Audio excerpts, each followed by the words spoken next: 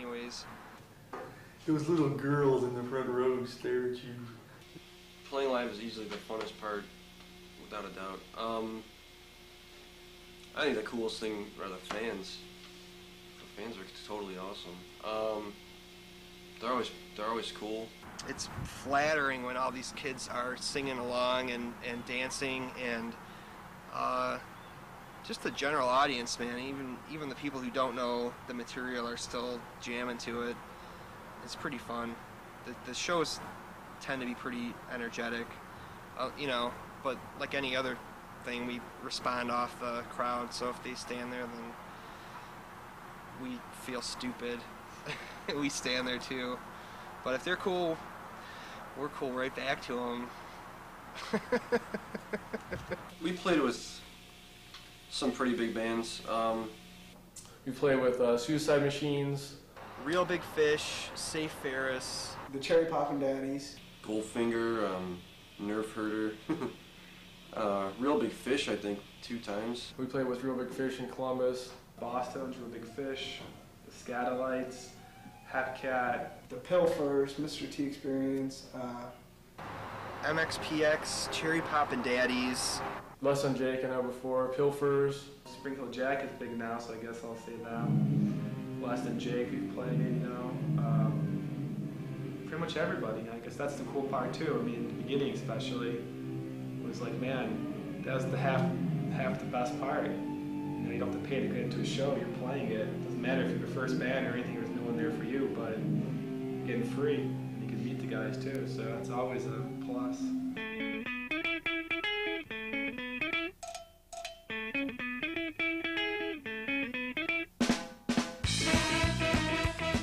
I'd have to say the most interesting story we have for the band is when we played that show in Tennessee. The whole city was having this thing. It was like a music extravaganza, and they gave you this pass. You can get it. You can walk into any club for free and check out any band for free. And we rented a van, and we had a keyboard player at the time. And we were really excited because this was like our first faraway big road trip type thing. 5 of us drove in a van, and 3 of them flew. We had a show at the Fantasy nightclub the night before, so half the guys decided that they're gonna leave that show straight at midnight or whatever and start driving their little 10 or 12 hour trip to Nashville. And me, Teo, and Bo were like, F that, let's fly. We drove down to Nashville, and Bob had this show booked. The place was called Victor Victoria's, and we're just like, what's up with this? There was this gay bar. And Joe was really excited about that because he's a big fan.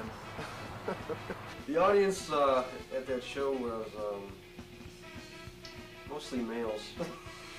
It was, as far as I'm concerned, easily the worst show we've ever played. And there was like 6 people.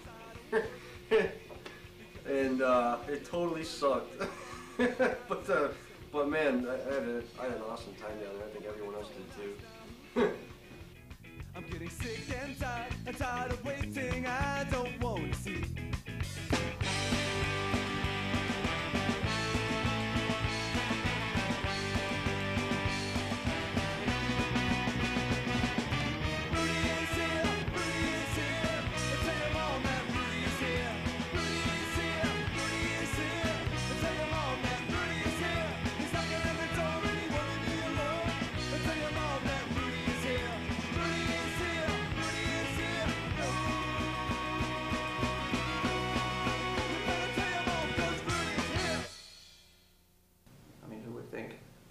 Being a band geek, playing the trombone, you get to play in all these rock clubs for like actual people and people who come up to you and know who you are, and so that's probably the coolest thing. seeing people, you know, no matter how few or how many, you know, that actually know the songs that you're playing, you know, and like I don't even know half the lyrics, and you know they're yelling the lyrics out at you, you know, and it's pretty cool. I mean, very, very cool playing live. It's the best. This is like my dream to do this, so without them it's clearly not possible. And I love to do this for them. I would like to say a very humble thank you to the fans because through all of our ridiculous antics and playing the same show for a year and this and that, it's been a really appreciative and respectful fan base for us, and I just want to thank them for coming out and supporting them, and I hope that they have not given up hope on the band. I had 3 dreams of this band. One of them was definitely to play out. The second one was to have our own CD. And the third one was to be at MTV. So that final one's got to happen still. I don't care if it's on 120 minutes or whatever. Once that's complete, I'll be happy.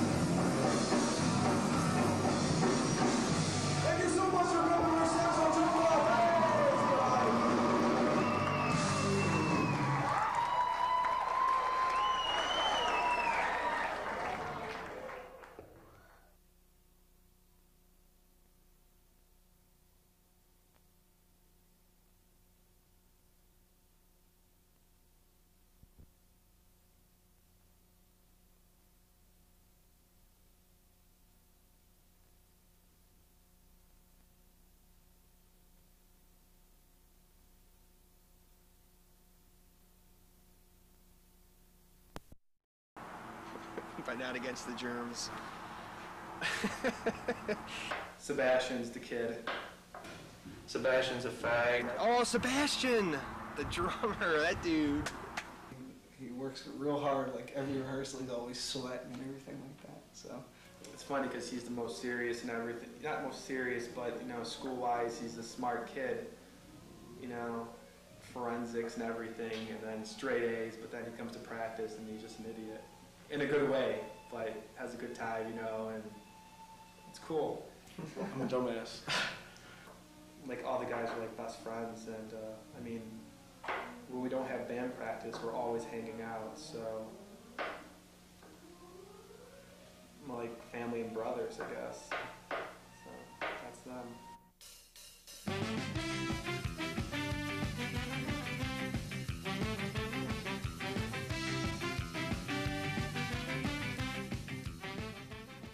The new album, The Sponge Phylum. Got a couple songs from the old album. The new record. Is it new? If it was last year, it would have been new. It has 12 songs on it, and I think it sounds pretty good. Ska album. A lot of ska, poppy ska. There's some jazz into it, and then there's some punk into it. Pretty much sellout ska.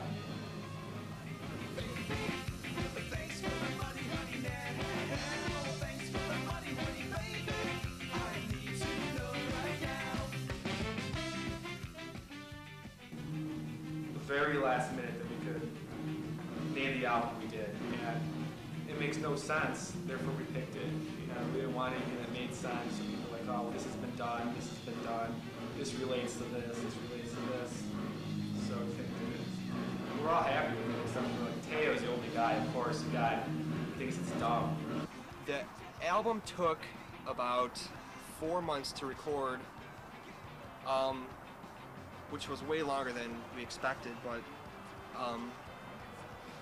we got pretty much the tightness that we wanted, so it was worth it. But the time consumption came from tracking, which is overdubbing separate instruments over each other until you have your final song.